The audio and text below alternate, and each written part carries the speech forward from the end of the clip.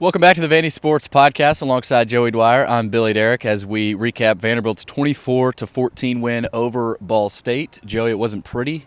That wasn't the best offensive or defensive performance, and the defense gave up a couple of long touchdown drives there to Ball State. That was it. I thought the defense maybe caught a bad rap tonight. I gave them a C on the report card. But those two long drives were big parts of the game, and that's what kept Ball State in the game, their offense. And give credit to Mike New and Ball State. They had a game plan. They were ready to play. But I thought a big moment in this game was fourth quarter, the touchdown drive to ice the game. It was over at that point. I think Vanderbilt had a little over 2 minutes to play and ended up taking a knee. I know there's some fans that maybe wanted another score there, but either way, Vanderbilt wins 24-14 and catapults them most likely into the top 25, which we'll react to tomorrow. That'll be announced. What is it, noon? 1 o'clock. 1 o'clock? Okay, so 1 o'clock tomorrow. But it's not about that, Joey. I think that needs to be talked about tonight. Tonight wasn't about the rankings. It wasn't about College Game Day maybe coming. I know we talked about that earlier today, being a catalyst for that to springboard to next weekend.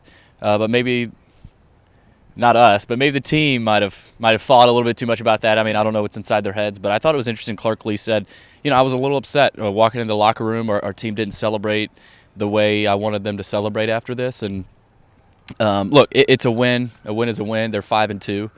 I don't think many people thought this team would be at 5 wins at this point in the season, but here they are, Joey. And that said something to me. And C.J. Taylor talked about it. He said, "Yeah, there's a little disappointment. We felt like we should have dominated that team, but it'll be interesting to see how this game leads into the week and then leads into Texas. But either way, they're 5-2, and they're 1 win away from bowl eligibility, which I don't think many people thought." No. I mean, they surpassed both of our win projections from the preseason. I had them at 3, you had them at 4. We'll have to take that. I don't think anybody thought that they'd be at 5 wins at this point. I didn't think they'd get to 5 wins on the entire season. They've certainly proven a lot of people wrong, and tonight wasn't pretty. It wasn't a persuasive game, but they didn't need it, Billy. And that's a lot of the thing I come out with tonight is, they have enough of a sample size to this point to where they didn't need to come out here and beat Ball State by 40 for me to think they're a good team. I already think they're a good team. And now it's just on the country and whether they think they're a good team, good enough to get game day, good enough to be ranked in the top 25. I think a win kept all that alive. Maybe it didn't help their case that they stayed close with Ball State for a lot of the night. But I think the big takeaway for me tonight is, they escaped with a win. And honestly, I think that's good enough. I think if they did that in week 2, maybe you're looking at it and saying maybe VT is a fluke, something along those lines. But they've given me enough of a sample size to where I'm looking at it and saying, well, Diego Pavia didn't have his best tonight, and Clark Lee said that. He said he didn't have his best tonight, but he doesn't have to have it every night. And this team didn't have its best tonight, and they still won. I think that's a big step for the program as well. I think Vandy played probably their C- to D+ game, and Ball State played B+, A- game, and Vandy won by 10. I think that's a big thing, and I think, again, it's going to be a potential springboard to the rest of their season. I think all their dreams are alive, and maybe they wouldn't have been if they had lost this game. Now you're 1 win away from bowl eligibility, which I think was internally their goal heading into the year. You could be in the top 25 tomorrow. Clark Lee said that they've earned their way into that conversation, and honestly, I think they've earned their way into it. We'll talk more about that tomorrow or whenever the poll comes out. But Billy, my big takeaway tonight is they weren't at their best. Found a way to win by 10 points, though, and probably could have been more if they went and scored on that last drive. So not a terrible night for Vanderbilt football. Also not a persuasive night or a night that makes me think that they're a lot better than they were, or I thought they were coming into the game. They haven't been at their best the last 2 games, and they've escaped with 2 wins, and I think that's just such a huge thing for them. Yeah, you go through the history of Vanderbilt football, there's a lot of teams that don't win this game. And, I think through the first 3 years, 3.5 here or so of Clark Lee, there's some Clark Lee teams that don't win this game today. Last year, I don't think they win this game today, quite frankly. And earlier this season, they lost a game very similar to how this was going against Georgia State. Georgia State's a little bit better than Ball State, maybe a decent bit better than Ball State. But I'll say it. I was impressed with their plan. Mike New is a well-respected coach, not just in the MAC, but around the country. And, he had his team ready to play. But what I was most impressed with was the team's bounce back. And, it's not like he had to bounce back from a whole lot. They were up 14-7 at the half. But it didn't feel great. There wasn't a great feeling in the air today. The energy was okay. I mean, I thought the crowd was solid. Student section showed up okay. But it wasn't like the Alabama game or the Virginia Tech game or, even Alcorn State was similar to this. But, I mean, there just wasn't a ton of buzz in the air today. Obviously, you're playing a MAC team, but credit to Ball State, they had the energy on the sideline. I thought they had the energy advantage for a lot of this game, and I thought throughout the night that Vanderbilt's going to have to keep punching back here tonight, and they did, as Clark says, punch counter punch. But I was just impressed with their resiliency and their bounce back at halftime, or even you get into the fourth quarter and they have the ball offensively, Vanderbilt goes in and scores, which I thought was a big sort of silencer and which ended the game. I mean, that to make it 24-14 on a Pavia run on a night where I don't think he was at his best through the air. I thought he missed some big throws. He missed Sherrill deep, missed a couple other throws throughout the game where I thought if you hit them, but a little bit of that was on the receivers. I didn't think Pavia and the receivers were on their top flight, rhythm, consistency, whatever you want to say, chemistry tonight.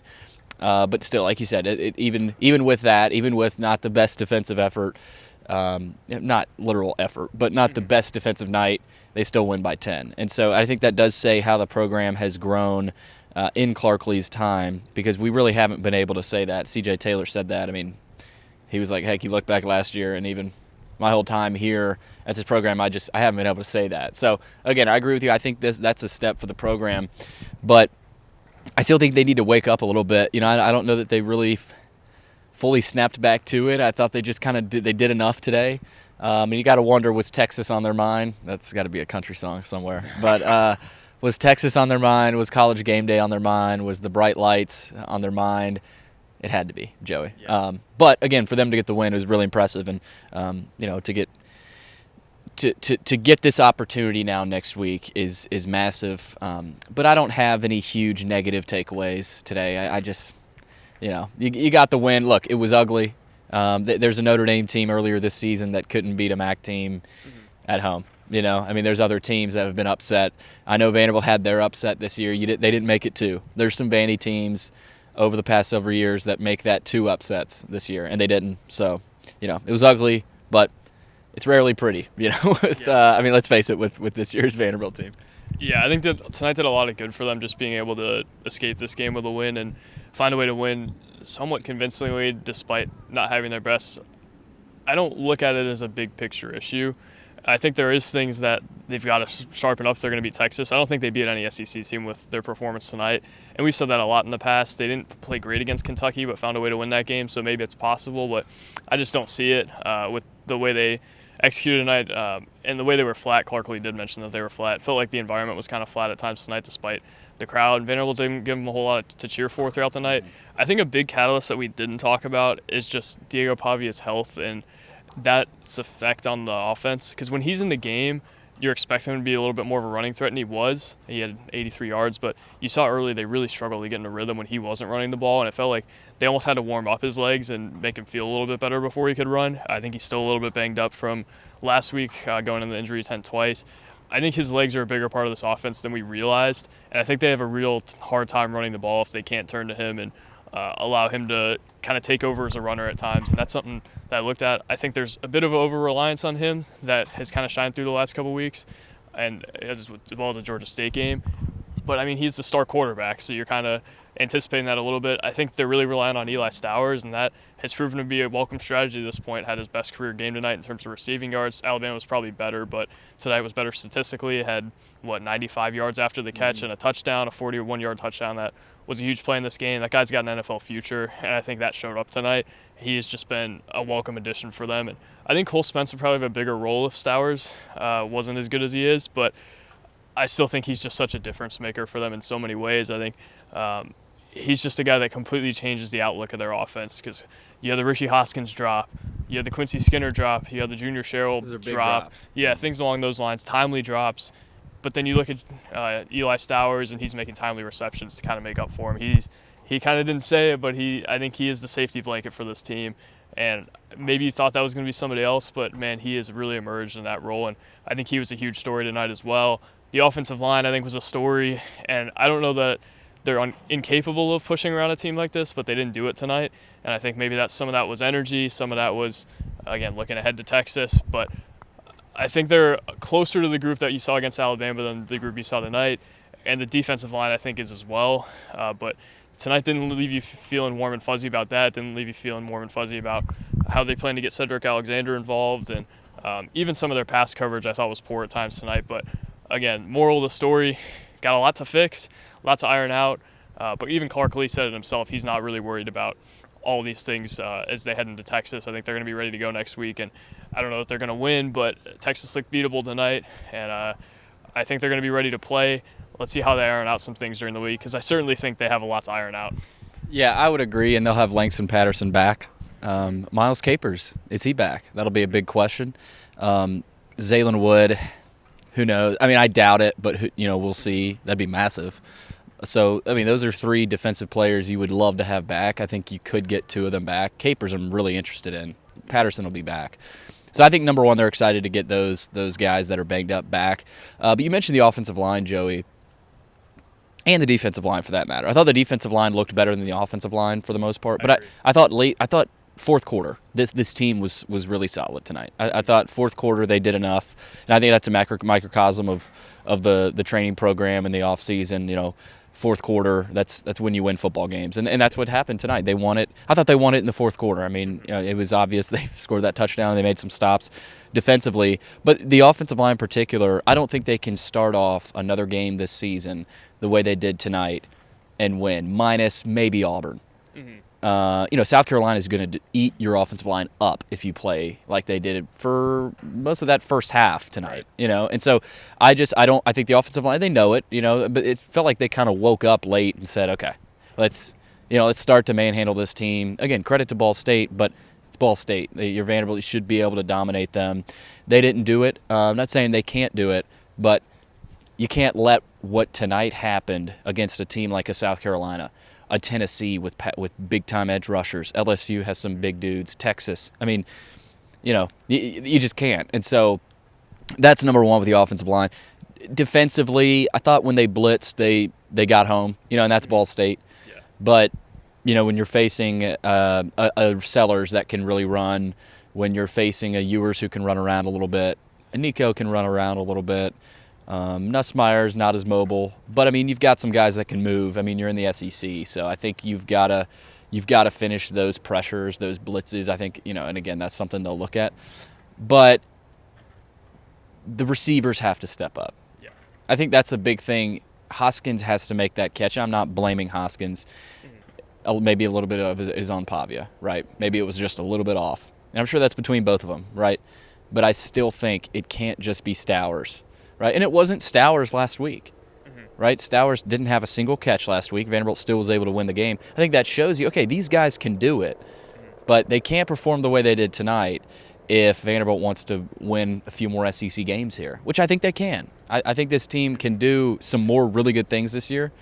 They've got to be more consistent offensively, and I think it starts with the receivers, Hoskins, Skinner, Sherrill. Who was the other drop there? Skinner. Yeah, it was just Skinner. Those three. Okay. So, yeah, those three guys, they've got to make the catches when they come because the margin doesn't get any bigger from here on out. So, offensive line, receivers, I think are a couple of concerns that have to get better. Yeah, I graded the offense out as a C, and I think I would have graded the defense a little bit higher than the offense just because they only gave it 14 points, but obviously some miscues there. Defensively, I think we need to talk about Nick Rinaldi. Led the team in tackles tonight. Got some real pressure off the edge, a position that he hasn't really played a whole lot since his freshman year. I think he's really stepped in.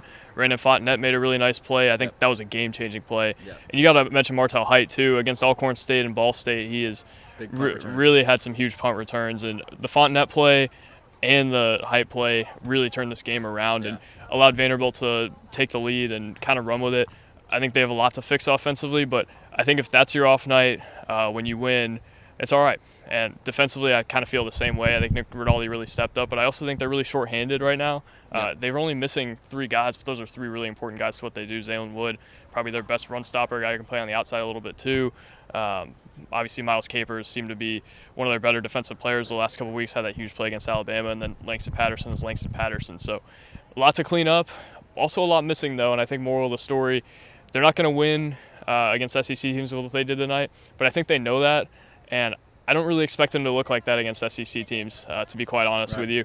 And I think that's a huge, resounding positive for this team.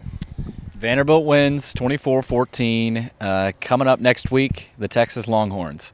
I would guess and hope the 2:30 ABC game. That'd be really cool with a really good set of announcers. That's my gut.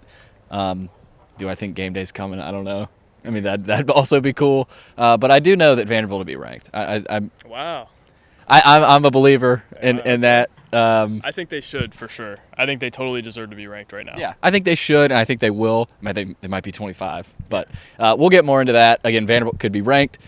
Game day could be coming. We'll talk a lot more about that tomorrow. We'll have a reaction show out there a little after 1 o'clock tomorrow, right when the rankings come out, and game day, later tonight will be announced. Yeah. So we'll see what happens there, but we'll talk more about it tomorrow. Again, Vanderbilt beats Ball State 24-14. They improved to 5-2 on the season, 2-1 in the SEC. Another big time SEC game coming up right here at First Bank Stadium. That's Joey Dwyer. I'm Billy Derrick saying so long for another Vandy Sports Podcast.